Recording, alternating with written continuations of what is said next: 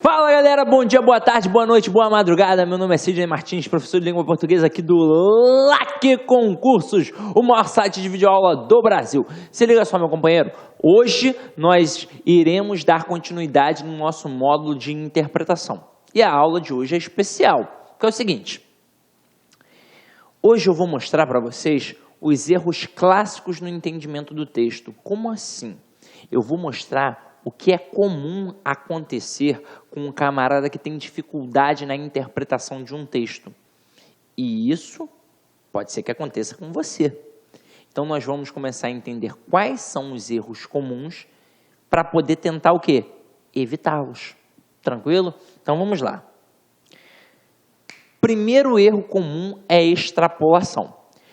Quando eu brinco com vocês nos aulões, nas aulas, eu sempre faço uma analogia para mostrar para vocês a diferença de compreensão para interpretação. Lembram disso? Não lembram disso? Eu até falo assim, ó, leia sempre o texto para saber do que se trata, faça uma leitura en passant primeiro. Até peço a vocês para fazer uma leitura em voz alta, para você ler mais devagar e poder compreender melhor o texto. Afinal de contas, se eu leio muito rápido, faço uma leitura mental apenas, eu posso dispersar. Não significa que isso vai acontecer obrigatoriamente contigo, mas é algo natural que aconteça. Então, para evitar, se isso acontece comigo, o que eu faço? Eu leio em voz alta para poder compreender melhor o texto. Aí depois, eu vou para o comando da questão, para saber se é uma questão de compreensão ou de interpretação. O que acontece com o comando da compreensão? Ela me joga para dentro do texto. E o que acontece com o comando da interpretação? Ela me joga um pouquinho para além do texto. O comando da questão de compreensão é de acordo com o texto, segundo o texto. E de interpretação? O que o autor quis dizer, infere-se que, deduz-se que. Sempre faço uma analogia com vocês dos camaradas que foram a um quiosque na praia. Lembra disso? Aí eu digo que o aluno não, né? Eu digo que o João e o Pedro estavam sentados num quiosque na Praia da Barra, tomando uma cerveja gelada, comendo um peixinho frito. Até aí tudo bem. Aí eu pergunto, o que você compreende? O que você interpreta disso? Aí eu te digo, compreender, eu compreendo que são dois homens conversando. Agora, interpretar, deduzir, inferir, eu posso deduzir que são dois amigos conversando. Você vai falar, mas Sidney, estavam na praia, de sunguinha, tomando uma cerveja. Eu acho que eles são dois namorados. Está extrapolando a interpretação. Não pode. E aí vamos entender com calma aqui o que é extrapolação. Ó. O erro de extrapolação, como o próprio nome indica, acontece quando saímos do contexto. Tá vendo? Eles até poderiam ser namorados, mas o texto ainda não tinha mencionado nada sobre. Então, eu não posso extrapolar, eu não posso inferir se eles são dois namorados, porque o texto não mencionou nada sobre a sexualidade deles. Então, eu estou fazendo uma extrapolação.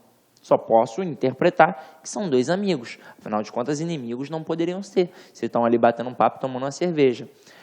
Quando acrescentamos ideias que não estão presentes no texto, ao extrapolar, vamos além dos limites do texto, viajamos além de suas margens, fazemos outras associações, evocamos outros elementos, criamos a partir do que foi lido, deflagramos nossa imaginação e nossa memória, abandonando o texto que era o nosso objeto de interpretação. Então, no texto que eu apresentei a vocês, João e Pedro estavam tomando uma cerveja num boteco. Tudo bem que um estava de sunga branca, outro de sunga amarela, mas em que momento eu falei algo sobre a sexualidade para poder falar que eles eram dois namorados? Em nenhum. Então, você fez uma extrapolação. Foi muito além do que o texto disse. Passou das margens dos limites. Olha um outro erro comum. A redução. A redução. Outro erro clássico em exercícios de entendimento de texto. Erro oposto à extrapolação é o que chamamos de redução ou particularização indevida. Neste caso, ao invés de sairmos do contexto, ao invés de acrescentarmos outros elementos, fazemos o inverso. Abordamos apenas uma parte, um detalhe, um aspecto do texto, dissociando-o do contexto. A redução consiste em privilegiarmos um elemento ou uma relação que é verdadeiro, mas não é o suficiente diante do conjunto, ou então que se torna falso porque passa a ser descontextualizado. O mesmo exemplo, a mesma brincadeira que eu sempre faço dos dois homens, que eu acabei de fazer aqui agora com vocês. Então, está o Pedro e o João na Praia da Barra, os dois sentados no quiosque, tomando uma cerveja gelada, comendo uma sardinha frita, o João de sunga branca e o Pedro de sunga amarela. Disse sunga branca e sunga amarela só para identificá-los. Aí o camarada diz, o texto fala sobre sardinha, fala sobre o universo dos peixes. Caramba, a sardinha foi só apenas um detalhe, foi só um fato que foi apresentado ali. Se eu disser que o texto fala apenas da sardinha, olha o tamanho da redução que eu estou fazendo. É óbvio que tinha ali uma sardinha, mas, não era o que o texto precisava para poder ser compreendido. Tranquilo? Vamos continuar. Contradição. O último erro clássico nas interpretações de texto, o mais grave de todos, é o da contradição. Por algum motivo, uma leitura desatenta, a não percepção de algumas relações, a incompreensão de um raciocínio, o esquecimento de uma ideia, a perda de uma passagem no desenvolvimento do texto, chegamos a uma conclusão contrária ao texto. Como esse erro tende a ser mais facilmente reconhecido, por apresentar ideias opostas às ideias expressas pelos textos, os testes de interpretação muitas vezes são organizados com uma espécie de armadilha. Uma alternativa apresenta muitas palavras do texto, apresenta até expressões inteiras do texto, mas com um sentido contrário. Um leitor desatento ou ansioso provavelmente escolherá essa alternativa por ser a mais parecida com o texto, por ser a que apresenta mais literalmente, mais ao pé da letra, elementos presentes no texto. Então imagina o seguinte, vou mostrar para vocês dois casos. O que eu acabei de trabalhar aqui com as analogias, aí o aluno chega e diz que o Pedro e o João são inimigos. Caramba! Olha que contradição absurda. Como é que eu vou dizer que o Pedro e o João são inimigos se eles estão na praia, batendo um papo, tomando uma cerveja, comendo um peixe frito? É impossível. Então, isso é uma contradição. Mas a própria dica aqui do nosso material fala em relação a essas expressões que parecem ser literais, parecem estar ao pé da letra. Recentemente, uma prova do TJ fez isso. Ele colocou, olha o que o avaliador fez. Ele pediu para você afirmar aquilo de acordo com o texto, aquela que estava correta. E ele colocou várias alternativas. E uma foi praticamente copia e cola. Praticamente copia e cola. E aí, no meio daquela estrutura, ele modificou uma palavra. Uma palavra. O que aconteceu com a maioria dos alunos? Foi numa turma presencial que eu trabalhei isso. O que aconteceu? Eles erraram, porque estava muito parecido com o que estava no texto. E aí a falta de atenção fez com que eles não percebessem. Se eu não me engano, o termo era tipo, com certeza, e a outra supostamente. Então, com certeza não é a mesma coisa que suposto, não é? Então, ali foi a troca. E desta perspectiva, o aluno acabou errando porque fez o quê? Uma leitura desatenta. Então, fica ligado. E agora a gente vai começar a praticar, meu companheiro. Olha o primeiro exercício que a gente vai fazer aí, ó. Leia atentamente o texto que se segue, faça a primeira leitura, a de entrar em contato e depois faça a segunda leitura captando as ideias centrais. Como assim, ó? Vou te explicar. Uma técnica para você começar a interpretar bem textos é de cara fazer uma leitura para entrar em contato. De cara. Que eu sempre falo ao meu aluno que tem de ser uma leitura em voz alta. Na segunda leitura, já é uma leitura mais atenta, porque você já sabe do que se trata o texto. Você vai começar a destacar as ideias centrais. e, se possível, os elementos de referência. Então, se você tem um pronome que está fazendo referência a um substantivo, você sublinha aquele pronome e envolve o substantivo. Se de alguma forma ali apareceu hipônimos e hiperônimos, ou seja, termos específicos e termos gerais, você também destaca para poder buscar o link de referência. E você sempre vai destacar aquilo que é mais importante. Então, vamos lá. Ó. Ele pediu aqui para fazer o seguinte, para captar as ideias centrais numa segunda leitura. Então, você que está em casa, você tem esse material e pode fazer isso 500 mil vezes. Como eu tenho de ser o mais objetivo possível, vamos tentar fazer o comando da questão, tá? Então, olha aqui. A tradição e o moderno. A tradição é importante. É democrática quando desempenha a função natural de prover a nova geração com conhecimentos das boas e mais experiências do passado. Isto é, a sua função de capacitá-la a aprender às custas dos erros passados a fim de os não repetir. Ou seja, de não repetir quem? Os erros. A tradição torna-se a ruína da democracia quando nega à geração mais nova a possibilidade de escolha, quando tenta ditar o que deve ser encarado como bom e como mal, sob novas condições de vida.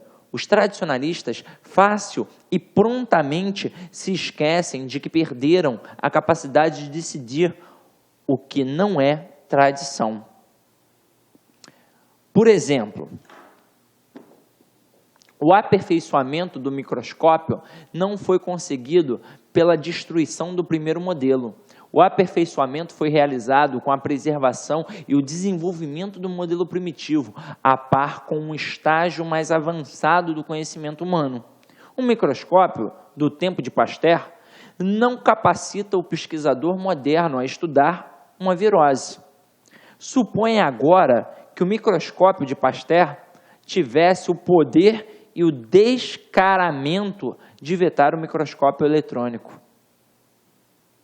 Os jovens não sentiriam nenhuma hostilidade para com a tradição, não teriam, na verdade, senão respeito por ela, se, sem se arriscar, pudessem dizer: isto nós o tomaremos de vocês porque é convincente, é justo, diz respeito também à nossa época e passível de desenvolvimento. Aquilo, entretanto, não podemos aceitar. Era útil e verdadeiro para o seu tempo, seria inútil para nós.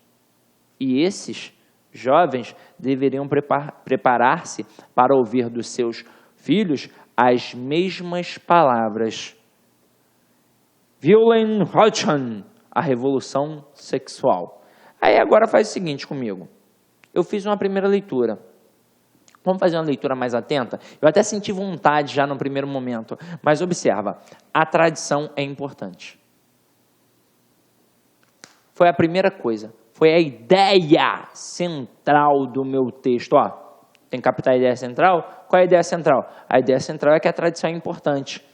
É democrática quando desempenha a sua função natural de prover a nova geração com conhecimentos das boas e mais experiências do passado. Isto é, a sua função de capacitá-la a aprender. Capacitar quem? As novas gerações, ó, às custas dos erros do passado, a fim de os não repetir. Então, a tradição, ela é democrática quando auxilia os mais jovens a não cometer os erros do passado, porque diante da experiência, daquelas experiências boas ou ruins, nós podemos filtrar e não cometer os erros do passado. Agora, a tradição, que é importante, torna-se a ruína da democracia quando nega à geração mais nova a possibilidade de escolha. E aí se liga, Nesse contexto, quem nega, nega alguma coisa a alguém. Nega o quê? Nega a possibilidade de escolha a quem? A geração mais nova. Quando tenta ditar o que deve ser encarado como bom ou como mal sob novas condições de vida.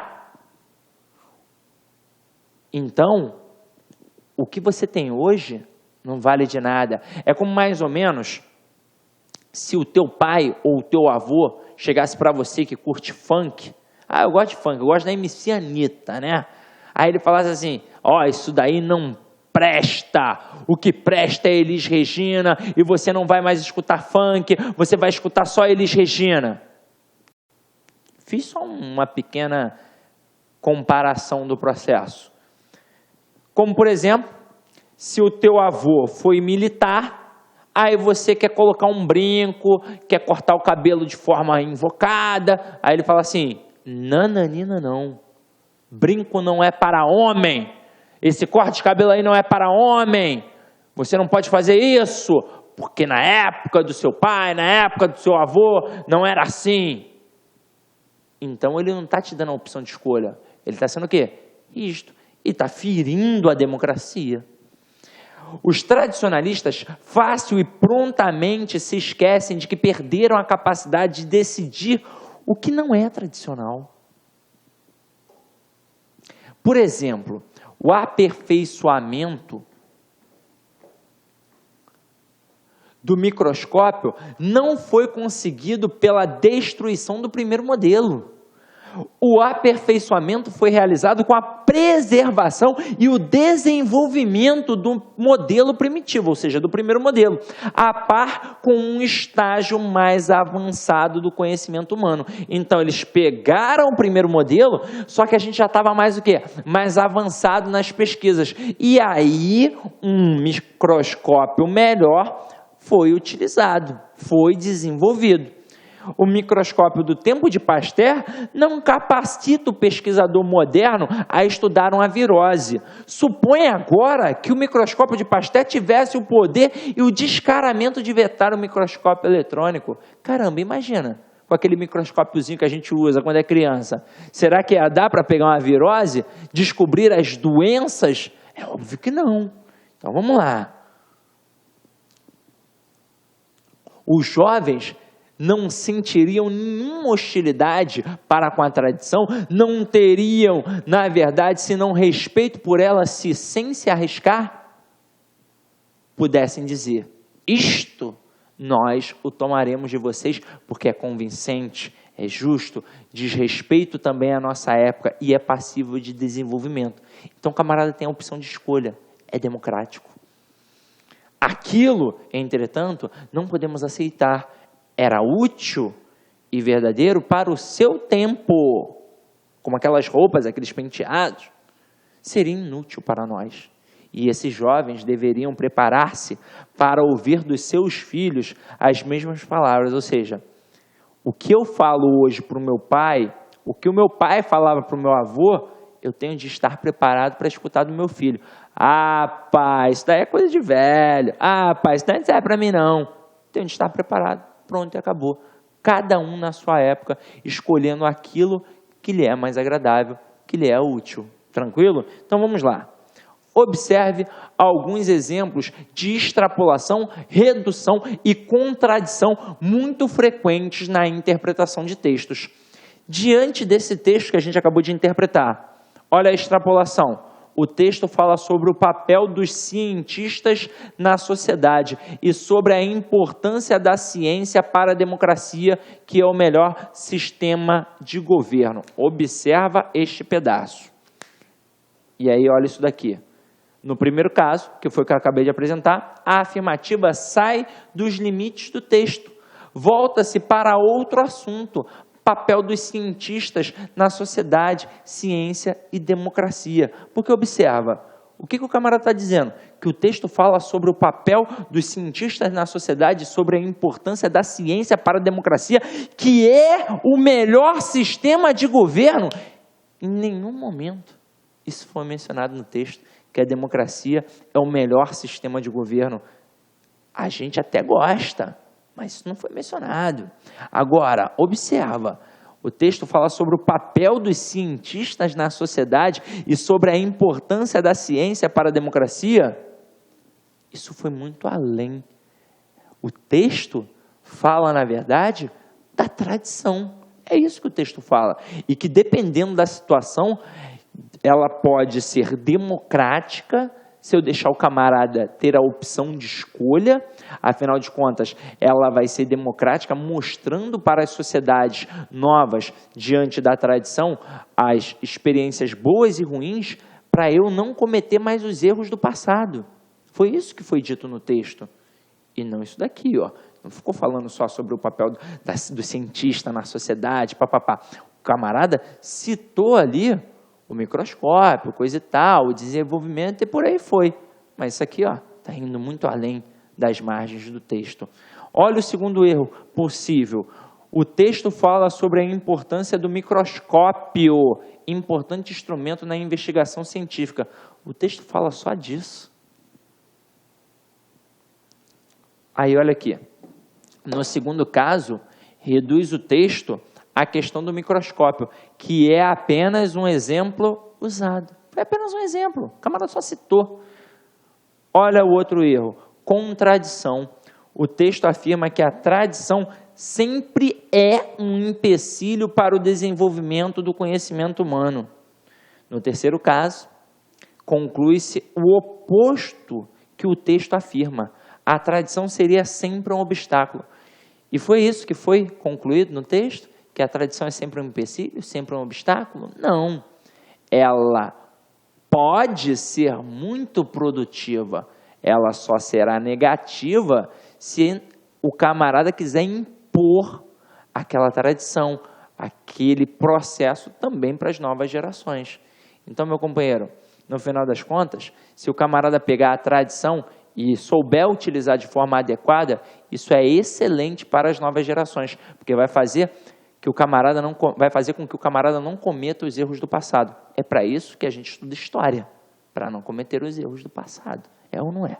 Então vamos lá. Exercício 2. Ao analisar um texto dissertativo, identifique inicialmente o argumento principal, aquele que fundamenta a opinião exposta. Em seguida, identifique as consequências decorrentes do que está sendo afirmado e, por fim, a conclusão, que é a reafirmação do argumento principal. Então, vamos lá. Basicamente, o camarada trabalhou a estrutura do texto dissertativo, em que tem uma opinião exposta, que é a ideia central, que é o tópico frasal. Aí você tem os argumentos que sustentam essa ideia e, para finalizar, você tem a conclusão, que é uma retomada, uma reafirmação daquela ideia principal. Até aí tudo bem. Então vamos lá. O mistério. O mistério. O que podemos experimentar de mais belo é um mistério. Então isso daqui, ó, é a opinião exposta. O camarada tem uma ideia e ele diz que o mais belo que nós podemos experimentar é um mistério. Tranquilo. Ele quem?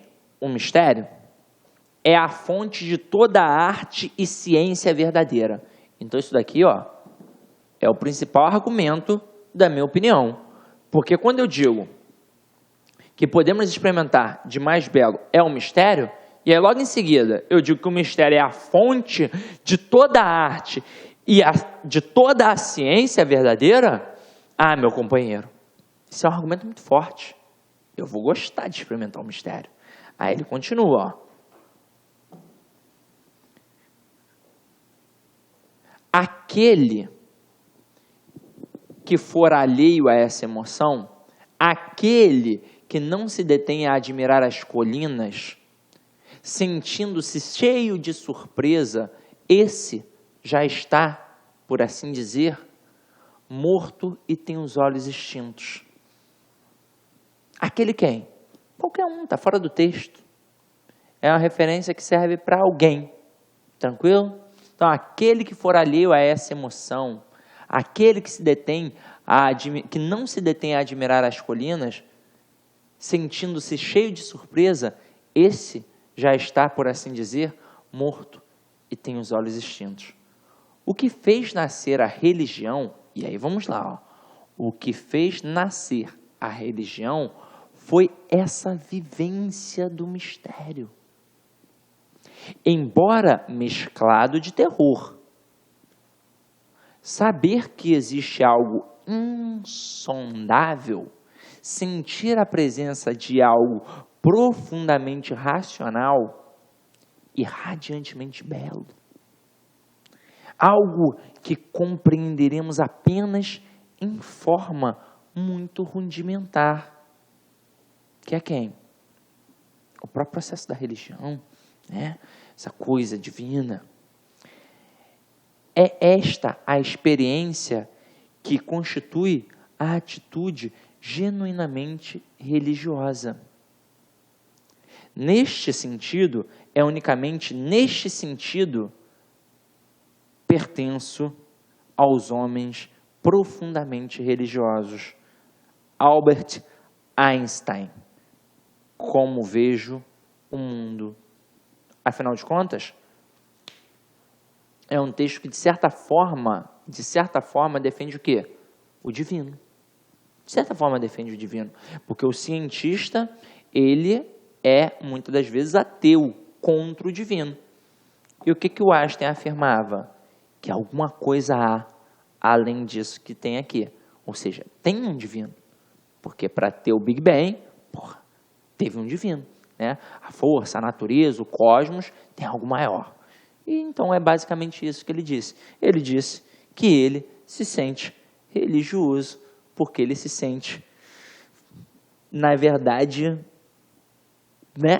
Vamos lá, vamos para os erros e aí a gente vai matando em cima do texto. Olha o que a gente tem aqui, ó. Uma extrapolação possível. O texto fala sobre a importância de Deus e da religião e sobre o mistério da criação do universo. Foi sobre isso, basicamente, que o texto falou.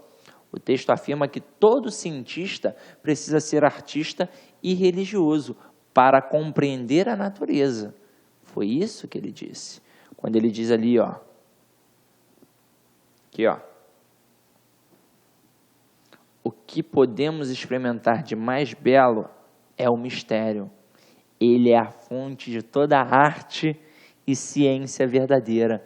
Então, meu companheiro, o cientista e o artista, eles precisam desta religião para quê?